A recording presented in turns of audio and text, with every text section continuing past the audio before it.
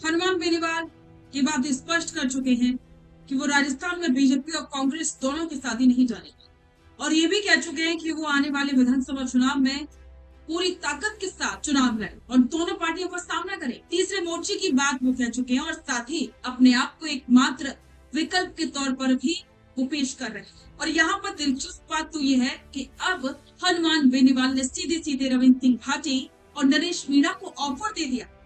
नमस्कार, स्वागत है आप सभी का द फैक्ट इंडिया पर और मैं हूँ आपके साथ पूजा जादौन। हनुमान बेनीवाल ने ऑफर तो सचिन पायलट को भी दिया था। ये ऑफर तब दिया था जब उन्होंने कथित तौर पर कांग्रेस सरकार में अपनी सरकार के खिलाफ बगावत की थी, यानी कि जनसंपर्क नहीं। ये ऑफर हनुमान बेनीवाल ने तब दिया था सचिन पायलट को जब उन्होंने अजमेर से लेकर के जयपुर तक जन संघर्ष यात्रा निकाली। हालांकि सचिन पायलट ने उनकी इस ऑफर पर ध्यान नहीं दिया, लेकिन अब सवाल यह है कि जब हनुमान बेनीवाल अब निर्दलीय विधायक रविंद्र सिंह भाटी और नरेश मीणा को ऑफर दे रहे हैं, तो क्या ये दोनों शक्तियां हनुमान बेनीवाल के साथ आएंगी? ये एक सबसे बड़ा सवाल है। तो क्या सच में अगर देखा जाए तो अब राजस्थान में 2028 की विधानसभा चुनाव के लिए एक तीसरा मोर्चा तैयार हो रहा है? क्या बेनीवाल अब सभी को एकजुट करके, जो छोटे छोटे दल हैं या फिर जो निर्दलीय विधायक है, उन सभी को एकजुट करके अपने साथ में मिला करके बीजेपी और कांग्रेस की मुश्किलें खड़ी करने का प्लान बना रहे हैं? तो चलिए विस्तार से समझते हैं इसके पूरे सियासी गणित को।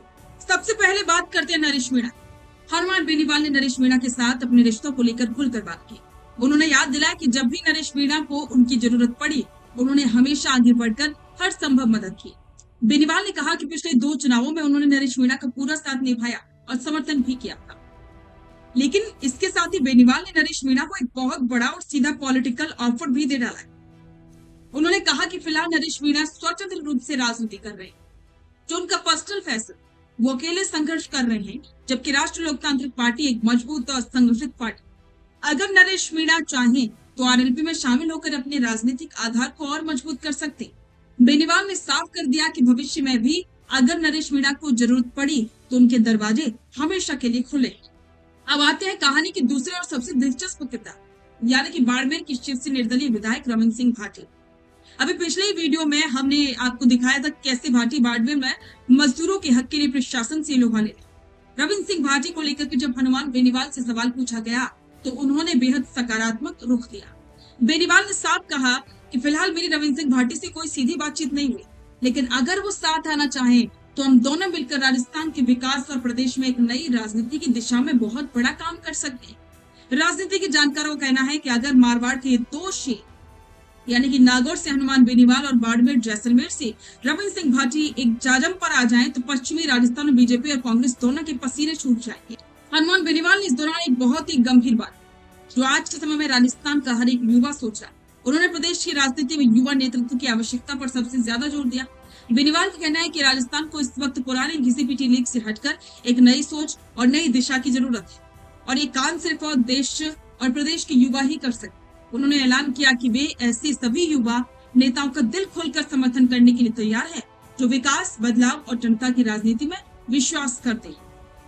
तो कुल मिलाकर बात यह है कि हनुमान बेनीवाल ने गेंद अब नरेश मीणा, रविंद्र सिंह भाटी के पाले में डाल दी है। बेनीवाल के आरएलपी के पास एक स्थापित संगठन है, चुनाव चिन्ह है और खुद बेनीवाल एक मजबूत जनाधार है। वहीं दूसरी तरफ रविंद्र सिंह भाटी और नरेश मीणा के पास युवाओं का जबरदस्त क्रेज और जोश है। अगर ये तिकड़ी राजस्थान में एक साथ मंच पर आ जाती है तो ये मानकर चलिए कि राजस्थान की राजनीति का पूरा समीकरण ही बदल जाएगा।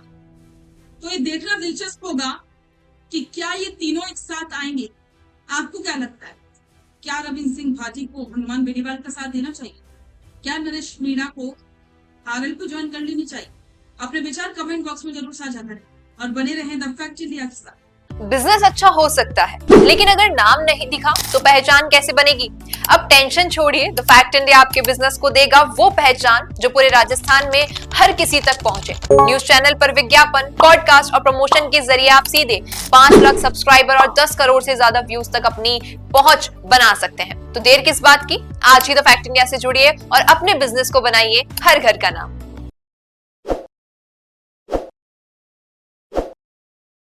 ताज़ा खबरों के लिए विजिट करें द फैक्ट इंडिया की वेबसाइट और डाउनलोड करें द फैक्ट इंडिया ऐप।